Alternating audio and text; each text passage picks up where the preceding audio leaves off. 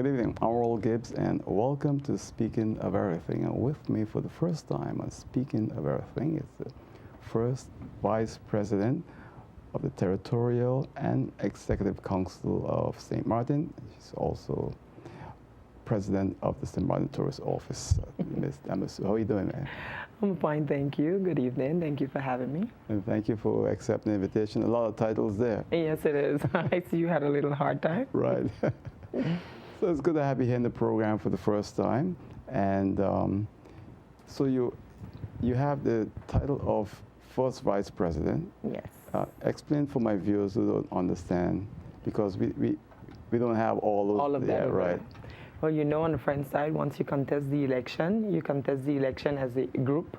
And you have number from 1 to 26. You have the amount of people that are part of your group. And then once the votes are cast, depending on how many votes you get, then you have the seats that goes with it. So, of course, being number 2 on that list made me first vice president and in charge of the youth, sports, culture, district council, and associations portfolio. Yeah. And of course, also I was appointed president of the tourism office. So you have a lot of responsibilities. Yes, I do. So how many vice presidents are there? There are 4. You have first, second, third, and fourth. So example, like I said, I have the portfolio with youth, sports, and cultural department. The second vice president has everything to do with the economical affairs and so forth. The third vice president had the environmental. Yeah. And the fourth vice president has the education and training, and also health. So now when the president is off island, you then... Like as of tomorrow? Yeah. Yes. Oh, okay. So then automatically I'm the one that actually takes his position, and then it goes on. If I was to leave the island, then it goes on to the second and so forth. Oh, okay, good. So how are things going so far? We had this terrible hurricane last year, and it's devastating this island. How is the French side recovering right now? I must say, as much as we do not want to speak no longer about Hurricane Irma and Maria, we definitely cannot move forward without actually mentioning those 2 names over and under. I must say that with the resilience of the people that really shows, I think, on the country at large, with French side or that side, I must say we want to move fast, but I will say that we are moving along slowly but surely. And our focus, we had to reorganize and prioritize, means that we have decided that after the hurricane, 95% of our infrastructures has been erased, gone. So we knew that there were choices that needed to be made, and there were refereeing that you needed to do in certain angles. So automatically, first things first, which was, of course, after bringing aid to the population, we knew that we had to get our schools' infrastructures up and running. So most of our budget is actually allocated to that. And then secondly, of course, all the sporting infrastructures.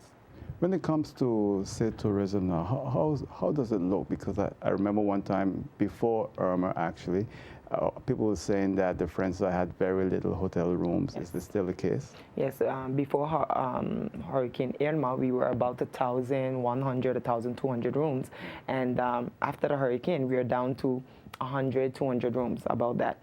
So we knew for a fact that with those hotel rooms, you cannot negotiate any airlifts and so forth. So the hotel industry, the tourism industry on the French side took a real hit. A real hit, and we knew and we know that there's a lot that needs to be done in that field.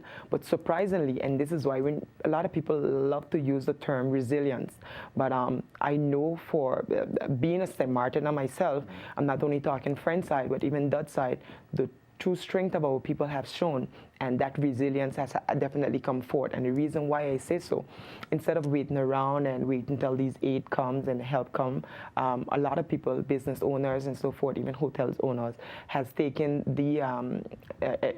take it in hand and actually look to move forward. So today on the French side, you're seeing the tourism product being more on the market, meaning that you have Lottery Farm that has reopened right after. You have recently opened Bikini Beach, which is on Orient Bay, that the cruise line keep demanding.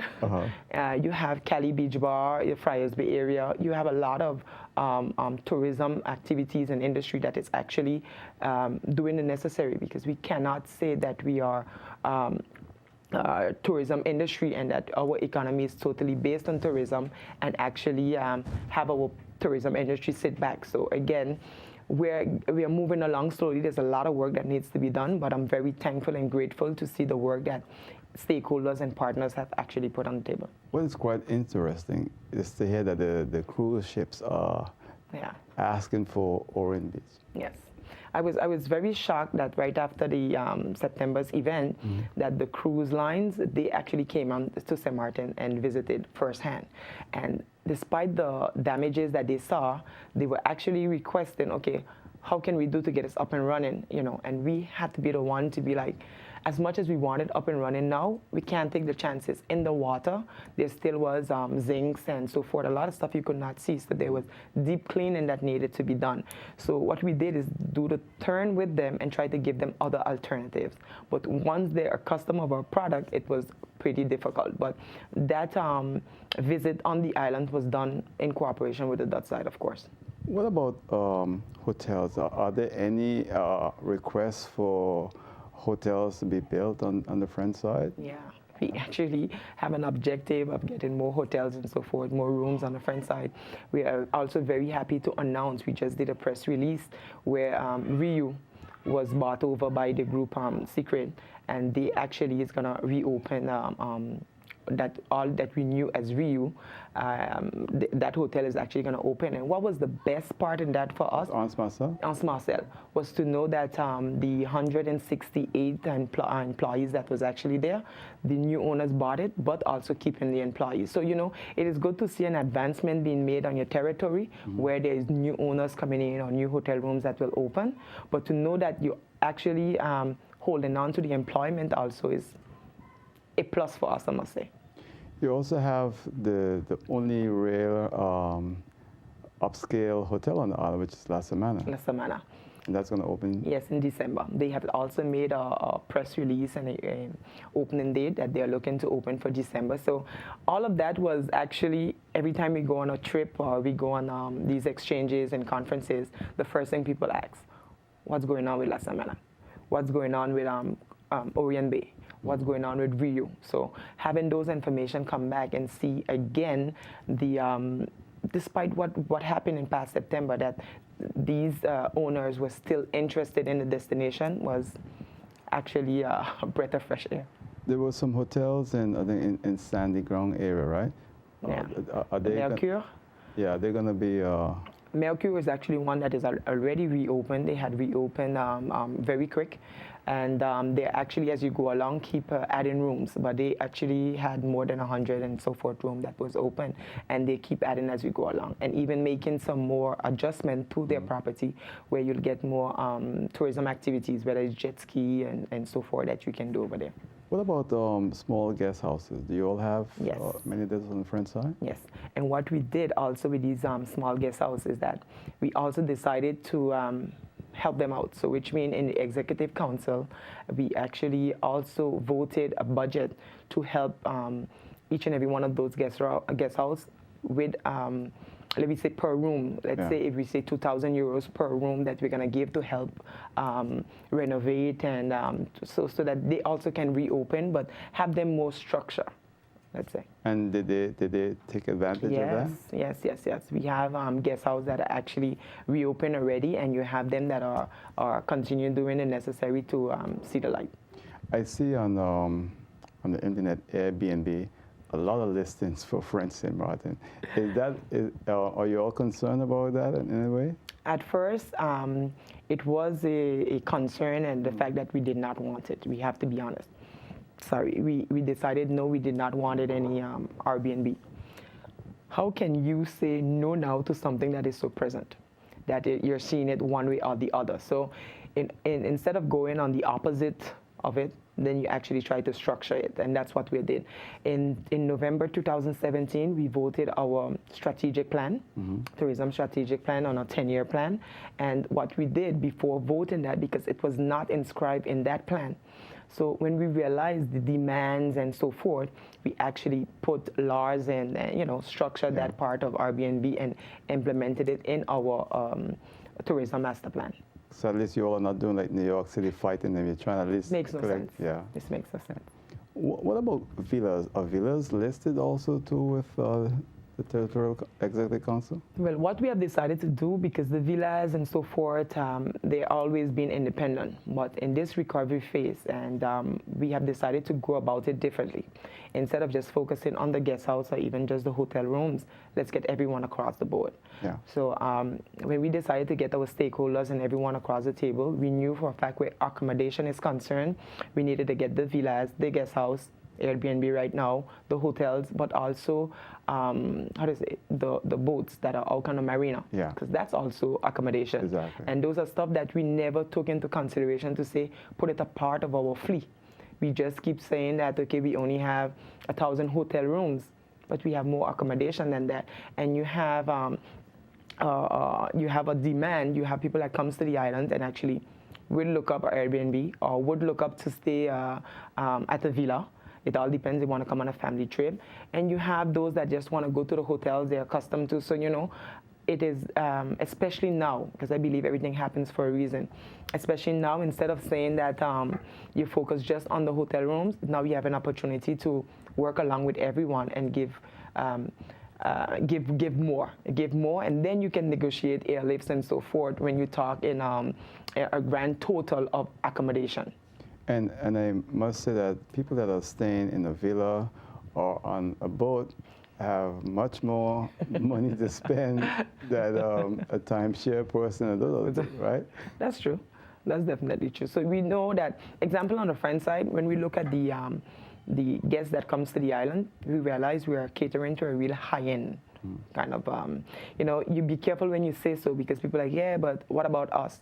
But at the end of the day, when you do a real assessment of your destination and who is actually interested by it, number one, there's no set age. You see that there's a I'm talking French and Dutch, so you actually don't just have 30 and older that are actually looking interested in St. Martin. You really have different age brackets that are actually there.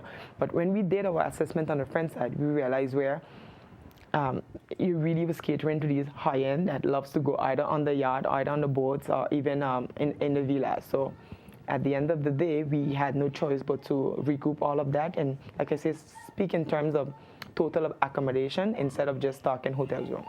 All right, we have to go to a break. We'll be right back. Please stay with us right here on Speaking of Everything.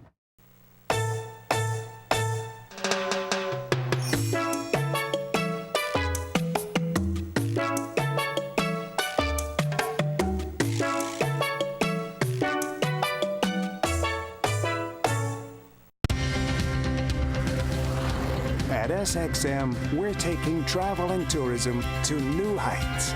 Here we boast spacious check-in areas, 10 passport control points, comfortable departure lounges, and an exciting new airport mall. Finally, there's an airport in the Caribbean that takes your travel plans as seriously as you do. Princess Juliana International Airport.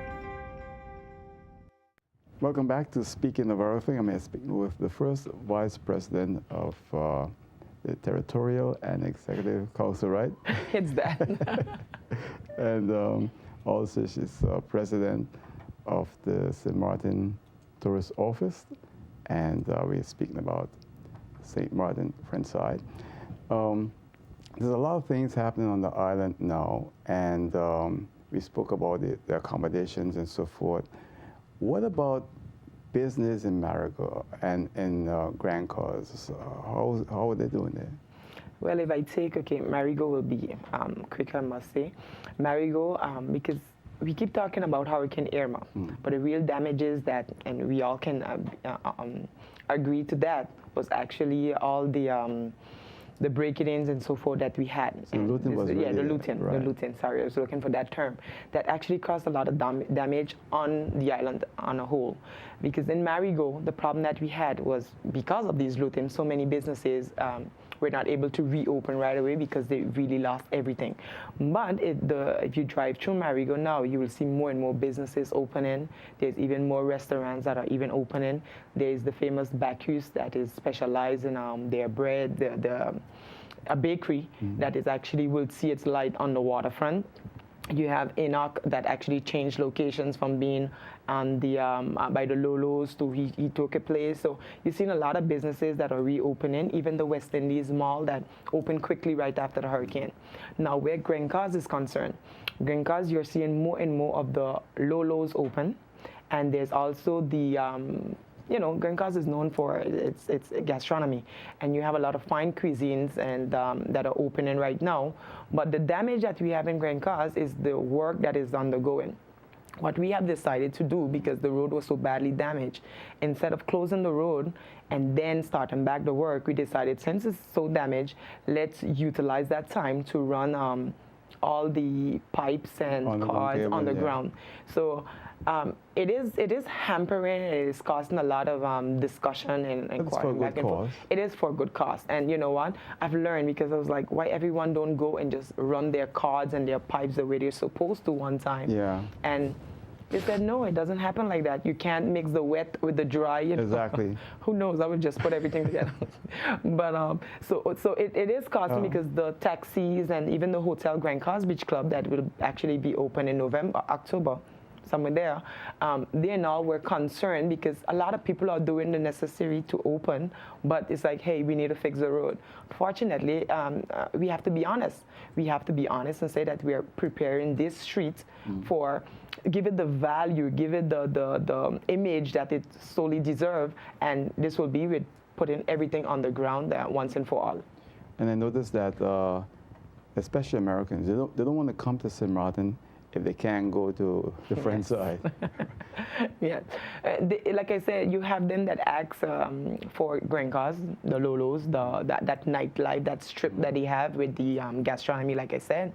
And then you have those that ask for Orient Beach. So we know what French side brings to the table and what Dutch side also brings to the table. And this is why we have decided, instead of just selling French or Dutch, join forces and let's sell just one destination.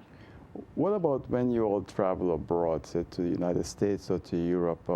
What are some of the trade shows that you all have attended? Well, there we did FCCA. We also did with the hotels and so forth. I don't have all the terms here in my head. But what we did, first of all, right after the hurricane, it was a choice to choose which type of event we're going to go to, because we needed to correct the information that was actually put out there. So what we did, we hosted a press conference in New York, because we know that that's where most of our clients come from, okay? And we also studied that we need to hit more on the North American market and so forth. So what we did is in New York, we kept our press conference, and we had over 100 and so forth journalists that were there. That's a lot. And it was surprising, the questions that were asked, you know, are you getting food to the island? Is there water? Is there electricity? They did not even care about the internet, really, because they saw that this would be an opportunity to come back and you actually get to relax. You actually take true vacation. So we did not went with a normal schedule to say, you know what, there's an event here in Puerto Rico or Miami and so forth. We actually decided and revised the program and said, we're going to impose where we're going to go, because we wanted to get this message clear. So with past Minister of TIAT, Mr. De Riva, we had a huge press conference, like I said, in New York, and that was pretty helpful in order to clear the air, because people still had a bad image of St. Martin. I guess especially after what happened with the Luton part, that really was detrimental to the island.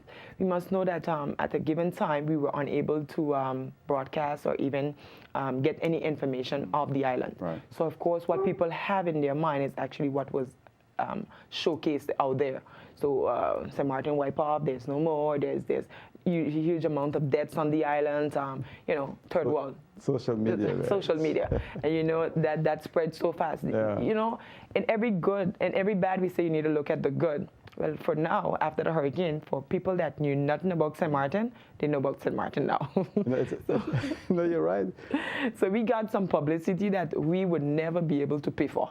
So we got some free publicity for the destination. Now people will be like, okay, you're crazy. The publicity that we've gotten was not one that we want to speak about today. But no, actually now everyone knows where St. Martin is located. So right now it's us to change that image. And like I say, this is why we decided really to join forces together. It's amazing because in December of last year, which was just a few months after the hurricane, I was in California for some business meeting, then I went to Las Vegas, and a taxi driver asked me where you're from. I said, St. Martin. I said, St. Martin, but that island is gone. Gone. I said, no, I said, it's really bad, but we're still there. Yeah. So it is true. That's just the image you keep getting. So, they've heard about it. Now it's important on the message you bring across right now. So, what about Latin America? Are you focusing on any efforts on Latin America? Yes. We have decided that that's a market that we need to move aggressively in. Okay, so again, with us sitting around the table and discussing, because I keep saying we, because the relaunch or the promotion of the destination would not be done no more with just French side or that side. Okay. It will actually be done jointly. And we have decided that that's a market we need to hit on real quick. It's about 2 to 3 weeks now, if I'm not mistaken. We had some our PR firm, not firm then, our representative that were here on the island that we actually have in Brazil and Argentina that was actually here, they return, get an assessment of the island, see firsthand what's going on, and we actually trying to put in place a press conference for around the 17th of September. But this would all have to align with our schedules and stuff to see how it is, because these representatives told us the need and the urgency of getting down there, because a lot of people are still stuck with the image, but they're asking a lot of questions about St. Martin. So, like I said, that's definitely a move that we have to make, and we're actually studying how to go about it. So how many tourism ministers from the Dutch side you've had to deal with so far since you No, this Minister Johnson is actually just the second one. Oh. And I must say I'm pretty much grateful and thankful, because when I worked with Minister De Riva, we had the same vision, and working with Minister Johnson, he's going along with everything and even bringing some more ideas forward. So it wasn't as challenging as I thought, because a lot of people were concerned to say you're starting something with one minister who's not going to be there all the time. So, we'll wait to see how it comes off. And the first thing we did, Minister Johnson and myself, we sat down, we discussed, we went over the MOU that was signed, and we actually had 2 meetings since, and we're again regrouping our trips that they be done jointly so that we can make those images together. I hope that continue, because that is so important for St. Martin, that we go out to the world as one, because when Hurricane Irma hit us, it hit St. Martin, period. One. They did not choose. Right. So that's good. And so, the cruise industry, they have a whole different view. Yeah. They're very nervous because they've had to deal with 7 or 8 ministers in less than 8 years. For them, it's great. They're praying, hoping that at least this one will be there for quite some time. But so far, are you optimistic? Are you satisfied with the progress that we're making so far? Well, you know what? Sometimes you just want to move as fast as possible. You like to shut your eyes in a blink of an eye. You're back to where you were, or even better. But we need to be real. And what have saved us this far is that we actually always been real with the information. The information that we have decided to bring forth is actually truth. So you're not worried about getting caught in a cross line or something with what you said and it's not aligned. And why I say so is that with this joint force that we're doing, we actually have the first Friday of every month, and every time I get a chance to talk about that, I thank Princess Juliana International Airport for the initiative that they have taken with keeping these stakeholders meeting on a monthly basis. And the first thing, when they invited me to come over to the stakeholders meeting, I said, with open arms, I'm going to come, but I'm coming also with my stakeholders. And you know what? It went ahead smoothly. So we actually, when I talk about getting the information out there, but you be careful what information you're given. So those monthly stakeholders meeting give us the opportunity to clarify stuff, the whole tourism industry, actually know firsthand the advancement of stuff on the island and so forth. And I must say, insurance took some time. Every aspect, every way that you're relying on something, it takes time. But I must say the work that everyone is putting in their respective portfolios, I'm pleased. Actually, I am very much pleased, and what makes me more happy is to know that we're not doing this by ourselves. All right, then we have to go to a break. We'll be right back. Please stay with us right here on Speaking of Everything.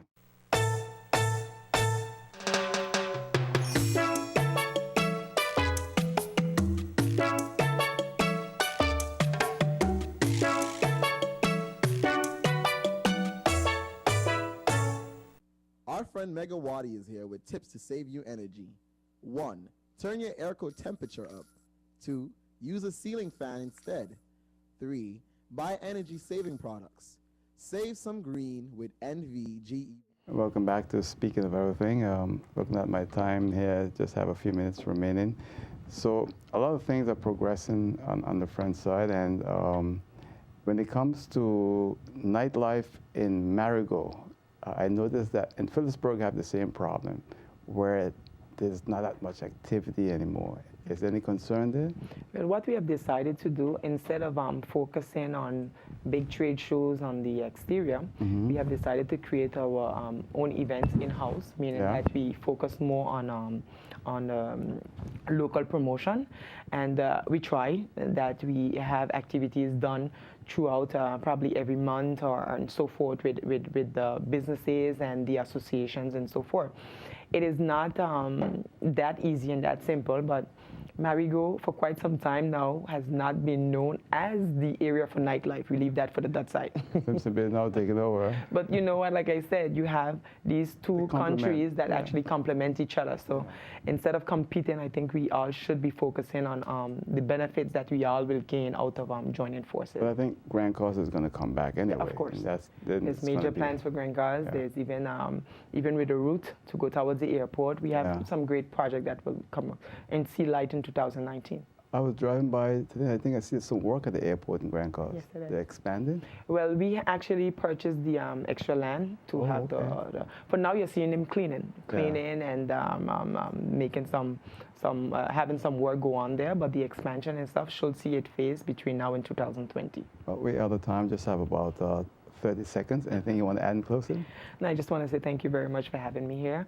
Know that the rebuilding of St. Martin would not be done by one person or one side only. Yeah. We all need to join forces now more than ever and resell this destination. All right. We're twins. We need each other. Yes, exactly. Right? Thank you again for coming. Much success. Thank you. And that's it for now. See you next time right here on Speaking of Everything. Until then, good night. Take care. Bye.